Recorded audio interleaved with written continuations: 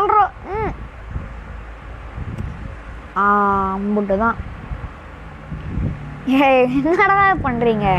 தண்ணி ஊற்றினா இந்த மாதிரி வருமா?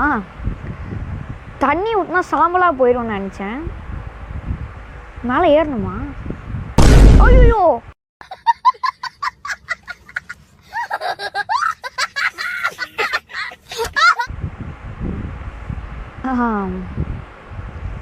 இப்படி நடக்கும் நான் எதிர்பார்க்கவில்லை.